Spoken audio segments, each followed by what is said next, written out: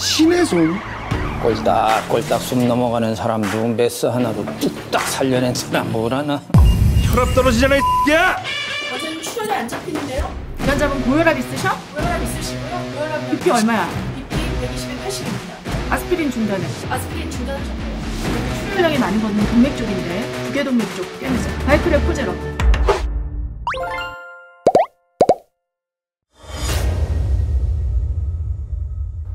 안녕하세요, 닥터 이지예요. 화제 넷플릭스 메디컬 드라마 중증 외상센터 보셨나요, 무슨 여러분? 말인지 이 이해하세요? 드라마를 본 사람들 누구에게나 떠오르는 인물이 있을 것 같은데요. 드라마의 주인공 백강혁 교수가 이국정 교수와 너무 닮아있죠. 중증 외상 환자를 살리기 위한 헌신, 그리고 열악한 의료 시스템과의 갈등, 닥터 헬기의 도입과 활용, 외상외과 의사의 현실과 고충, 외로운 싸움, 극한의 피로와 정신적 고통 속에서도 환자를 살리려는 의지 등 드라마의 백강혁 교수는 실존하는 이국정 교수를 모티브로 한 캐릭터로 단순한 픽션이 아니라 실존 의료 현실을 반영한 점이 많다는 점에서 아주 재밌게 봤어요. 오늘은 제가 치과 의사로서 아주 흥미롭게 본 넷플릭스 드라마 중증 외상센터 리뷰를 해보려고 합니다. 제가 라미네이트나 크라운 등의 일반 치과 진료도 많이 하지만 임플란트 수술이나 잇몸 재생술, 뼈 이식술 등 메스를 잡을 일이 상당히 많거든요. 그렇다 보니 아주 큰 응급 상황은 아니더라도 수술 부위에 출혈이 안 잡힌다든지 하는 일들은 가끔 있거든요. 특히 저도 대학병원 인턴 시절 응급실이나 구강아간면 외과 파견 근무 때 큰 수술 어시스트 경험이 있어서 그런지 이 드라마를 보면서 많은 기억이 떠올랐어요. 수술 많이 해본 치과 의사 입장에서 어떻게 보였는지 흥미로운 포인트들을 이야기해 볼게요. 드라마를 보면서 제가 대학병원 인턴 시절 구강아간면 외과에서 큰 수술을 어시스트 했던 기억이 떠올랐어요.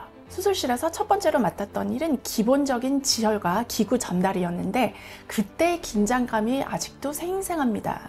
특히 집도의 교수님께서 seizure, AMI 라고 하면 신속하게 한치의 오차도 없이 정확한 기구를 전달해야 했죠. 그때 느꼈던 압박감과 책임감이 이 드라마를 보면서 다시 떠오르더라고요. 제가 처음 이와이 했을 때가 기억이 나요. 이와이는 일본어로 축하 행사라는 의미인데 외과 계열에선 첫 집도, 첫 수술을 뜻하는데 첫 집도에 쓰였던 메스를 집안 가보로 간직하는 분들도 있고요. 아무튼 상당히 의미 있는 세레모니예요. 물론 저는 당시 인턴의 신분이었기 때문에 큰 수술을 집도하지는 않았고요. 치프 레지던트가 집도하는 두경부에 생긴 암 수술의 퍼스트 어시스트, 드라마 중증 외상센터에서 백강혁 교수를 어시스트하는 1호의 역할이었는데요. 어찌나 긴장되던지 그 느낌이 지금도 생생해요. 그리고 암 수술이나 큰 수술 한 번씩 어시스트하고 나면 저 같은 초짜는 선진국이나 고깃국 같은 거 며칠 동안 못 먹곤 했는데요. 큰 수술을 워낙 많이 겪으신 선배들은 10시간 정도의 긴 수술 중간에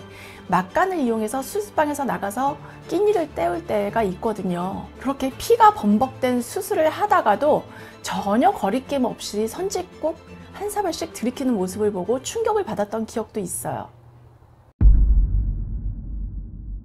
원작 자체가 현직 이비인후과 선생님, 아마도 이비인후과적인 수술을 많이 해보신 선생님이 쓴 소설이라 그런지 이 드라마도 리얼한 장면도 많고 소품이나 수술 장면 등의 리얼리티가 살아있다고 평가받고 있는데요. 드라마 1화를 보다가 이상한 점을 발견했어요. 출혈을 잡기 위해서 장기를 꿰매는데 블랙실크 3호, 검은 실을 달라는데 실제로는 보라색 실이죠. 수술 부위를 꿰매는 실, 즉 봉합사는 인체에서 안 녹는 비흡수성과 인체에서 녹는 흡수성으로 나뉘는데 블랙실크는 비흡수성이라 내부 장기에는 안 쓰이고 내부 장기를 꿰맬 때는 흡수성인 실을 써야 하는데 실제로 봉합할 때는 보라색 바이크릴을 쓴 것 같은데요. 왜 블랙실크 3호를 달라고 했는지 모르겠어요. 그런데 그 뒤부터는 그냥 3호로 나오더라고요. 여기에서 피가 안 멈출 리가 없는데 피가 계속 스며 나오니까 혈압 상승제인 승합제를 썼냐고 다그치죠. 혈압이 높아지면 혈관 벽에 가해지는 압력이 증가해서 혈관이 쉽게 손상될 수가 있는데요. 특히 미세혈관은 압력을 견디는 능력이 약하기 때문에 쉽게 파열되어 피가 안 멈추게 되고요. 혈압이 높으면 혈류 속도도 빨라지기 때문에 혈소판이 출혈 부위에 붙어 지혈을 돕기도 전에 강한 혈류에 의해서 씻겨 나가면서 지혈이 어려워지기 때문에 피가 안 멈추게 돼요.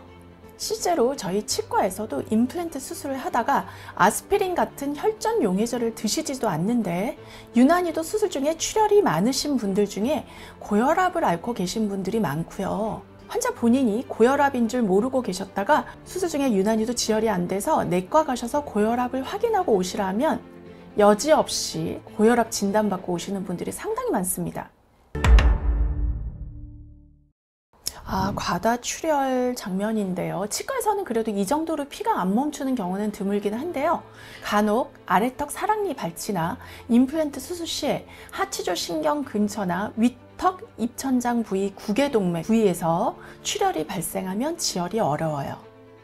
그리고 고혈압이나 혈우병 같은 혈액 응고 장애가 있거나 아스피린, 와파린 등의 항응고제를 복용하면 출혈의 위험이 아주 많아요. 치과 영역에서 수술 시 지혈법 5가지 알려드릴게요. 첫 번째는 혈관 결찰법. 큰혈관 출혈 시에 실로 혈관을 묶어서 차단하는 방법이 있고요. 두 번째, 지혈 클램프 및 봉합. 이때는 출혈 부위를 지혈 겸자로 잡은 후에 봉합사로 묶어 혈관을 폐쇄하는 방법이에요. 세 번째로 전기 소작법. 작은 혈관에서 효과적인 방법이고요. 전기 소작기를 이용해서 혈관을 태워 폐쇄하는 방법이에요. 메디컬 드라마를 보시게 되면 보비라는 말이 많이 나오는데 특히 보비는 전기 소작기의 브랜드명인데요. 워낙 유명해서 일반 명사로 사용되며 보통 의료 현장에서는 전기 소작기와 보비는 같은 의미로 사용되는 경우가 많아요. 네 번째, 지혈제 사용. 콜라겐 스펀지, 젤라틴 스펀지, 산화 셀룰로즈, 트롬빈 등을 사용해서 혈액 응고를 촉진하고요.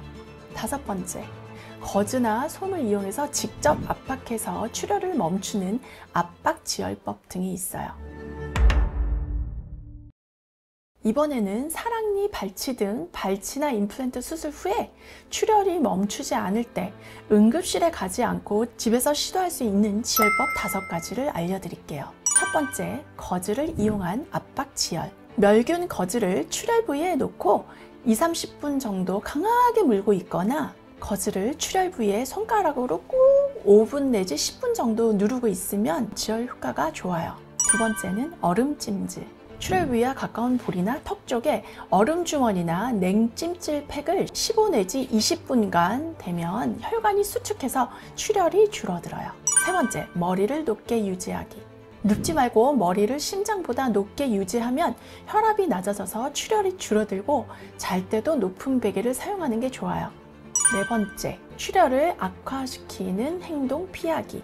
빨대 사용, 침 뱉기, 흡연, 강한 가글, 뜨거운 음식 섭취는 피하시고요. 격한 운동이나 무거운 물건 들기도 피하는 게 좋아요. 마지막으로 5번째, 지혈 효과가 있는 차가운 홍차, 티백을 사용하기.